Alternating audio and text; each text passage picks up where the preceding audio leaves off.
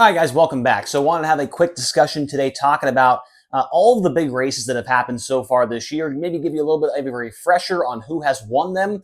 And when I'm talking big races, I'm talking at least $50,000 to win. If we did $20,000 to win races on this board, it would take the other two whiteboards I have sitting over here off to the right side here to get all of those on in one video. So I wanted to talk about the big races that have happened so far this year and look at the next two that we've got. There's only two more races left in the season that pay more than $50,000 to win. One of them is this Saturday at the Williams Grove National Open for $75,000 to win. And the next Saturday, there is one at the Texas Motor Speedway Dirt Track, the all-in season finale for High Limit Racing. So let's take a look at who's won the big races so far this year. And it looks like, oh man, I got some marker on my Corey Day 14 magnet there. Luckily, I have two more, but that's all right. So the first big race of the year took place at the Lakeside Speedway with High Limit on May 4th. It was a $50,000 to win show. Brad Sweet was the winner. And what's crazy to look at here is for the rest of the season, from May 4th until October 12th, there was a $50,000 or more race to win almost every 2 weeks or so. The biggest gap in between the big races was right there from Lakeside to Port Royal. 23 days later, there was a race at Port Royal for $75,000 to win, and Danny Dietrich was the winner there at that one. A huge win, a monumental win, a win that shocked the entire world, really. I mean, the storyline behind that win and everything that went into it was fantastic. And then just a few days later, at Eagle Raceway in Nebraska, High Limit Racing, $55,555 to win, went to Kyle Larson. Then 11 days later, Corey Day was a winner at the Skagit Speedway during the Dirt Cup for $79,600 in that Jason Myers Racing 14. And then I guess there's a pretty big gap in between the Skagit race and Eldora, but I guess if you even it all out, it'd probably be around 2 weeks for each race that paid big. Eldora Speedway, Joker's Jackpot with High Limit. David Gravel was the winner in that one. And then just 2 days later, during the Kings Royal, Gravel would do it again for $175,000 to win. Then what looks to be about 20 days later, Kyle Larson won at the Knoxville Raceway for the Nationals, $190,000 to win in that one. And then just 14 days later, so 2 weeks, Silver Dollar Speedway, the Gold Cup Race of Champions, Corey Day won $100,070. And then, a week later at the Skagit Speedway in Washington, it was Rico Abreu for $102,626. 1 day later on a Sunday night, Buddy Kofoid won at Houston Speedway for $100,000, the makeup to the Houston High Bank Nationals. Now, we do know that race was supposed to pay $250,000 to win, but due to the flooding, they had to reschedule it and they had to bump that purse down a little bit. Would have been nice to have $250,000 on the board here, but that will have to wait till next year.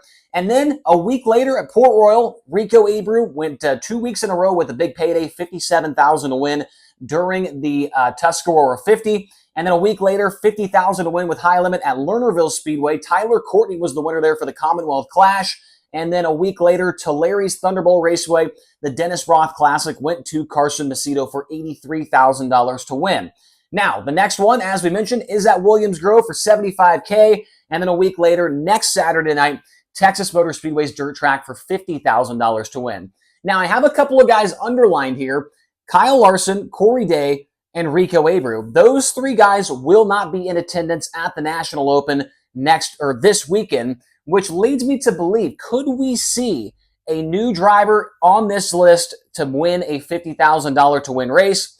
I would say the odds are pretty good. Looking at Brad Sweet, he was good at the Grove last year during the National Open, but he has not been there in a year. Danny Dietrich, he's going to need to qualify well if he wants to be in position. I would say the 48 and the 49, relatively long shots to win the National Open. David Gravel is the one that we're going to have to worry about here, I would say. Obviously, he's won the National Open twice, and I am not saying this because I don't like Gravel or something, but I would much rather see somebody down here on the bottom to win one of these races in the next 2 weeks, to add their name to the list and bump themselves up a little bit higher in that earnings list on SprintCarRatings.com. But I think the guy they're going to have to go through is certainly Gravel. You've also got Buddy Kofoid on this list as well in the Roth Motorsports 83. I do not anticipate Buddy Kofoid being in contention for the win at the National Open. I want to say he's got 10 or 11 starts total at Williams Grove in his career. He's only been in the top 10 on one occasion. So I'm not expecting Buddy to be a factor this weekend. And then you got Tyler Courtney. I would say he's a relatively long shot as well. He did lead laps at a prelim night at the National Open last year.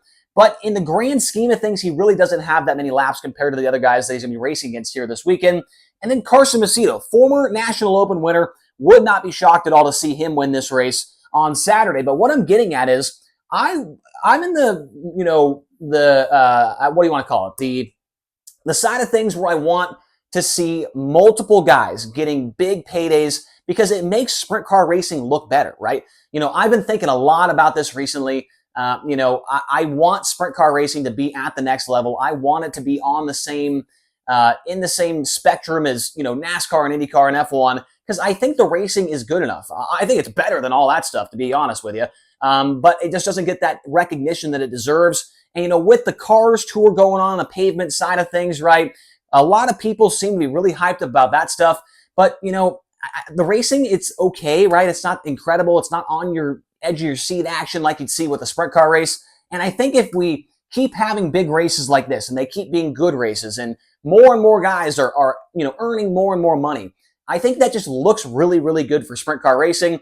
I'm sure there's going to be somebody putting out a tweet at the end of the year or something that shows all of the money that has come out, all of the big races. And I don't know, man, I want it to succeed. And I think it's succeeding very well right now. But the more guys that win more money, it just makes us look even better, right? So I don't know, maybe some of these guys down here on the bottom of the board can jump up there and grab one of these wins. I think one that really sticks out here on that group that has not won a $50,000 to win race this year has got to be Brent Marks, right? I mean, Marks was a guy that a lot of people had tabbed to maybe win, 7, 8, 9 races this year. He's only got 4, but he's the defending National Open winner. He could certainly add his name to the list. Sheldon Haudenschild, Donnie Schatz, Anthony Macri certainly could be part of that as well. Macri's won plenty of good races this year. He's won like 3 or 4 $20,000 or more to win shows, but nothing in the $50,000 range. Gio Scelzi, I talked about him in the preview to the National Open yesterday. He's certainly a guy. Aaron Reitzel not going to be at the Grove, but he could be at Texas. He's going there this weekend for POWRi, so maybe Reitzel could be a guy to get $50K. I don't know, guys. I just want to see somebody else win $50,000. Obviously, if any of these guys win, congrats to them. But for me, I like to see a little bit of parity. I like to see more and more guys earning more and more money. It just makes the entire ecosystem look even better and maybe draws in, more people to, join and guys from outside of sprint car racing like, man, look at that. There's a lot of money going around over there. We should put a car together, right? I've heard some rumblings about Spire Motorsports. I mean, they're already a sponsor on Tyler Courtney's car. Why would they be a sponsor of Tyler Courtney's car if they're not, maybe thinking about getting invested in sprint car racing? Could that be something we see down the road?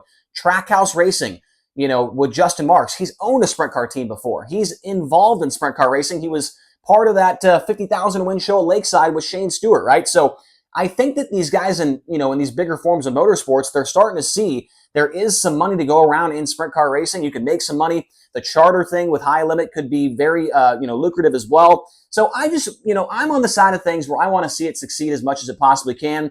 And I think the more and more guys that are making more and more money just makes it look even better. So, what do you guys think? Who do you think wins at the Grove? Who do you think wins at Texas Motor Speedway? Do you think we see some guys, add their name to this list, new guys, or should some other guys get on there and win some more money as well? Obviously, the Outlaw guys will not be in effect at Texas. A lot of the High Limit guys will not be there at the Grove. So obviously, we could see quite a bit of parity coming up in these next 2 races when it comes to this board. Could add some more magnets to the winners list. So let me know what you guys think down in the comment section below. Hit the subscribe button, hit the like button. I'm going to a hockey game tonight, preseason action, the Columbus Blue Jackets and the Pittsburgh Penguins. Somehow we're getting in for free. I think I might be getting scammed. If you guys never see me again, I might get murdered by somebody, but they sent my girlfriend a text saying, hey, we're going to give you a free tour tonight if you guys are interested in season tickets, and we'll get you in for free. We'll show you around the place, and we'll get you free seats. So if I don't come back, then I got killed at the Nationwide Arena here tonight for the Blue Jackets game. So keep your eye on that. Make sure I'm still alive here tomorrow. And thank you guys so much for watching. Comment down below, hit the like button, and we'll talk to you again soon.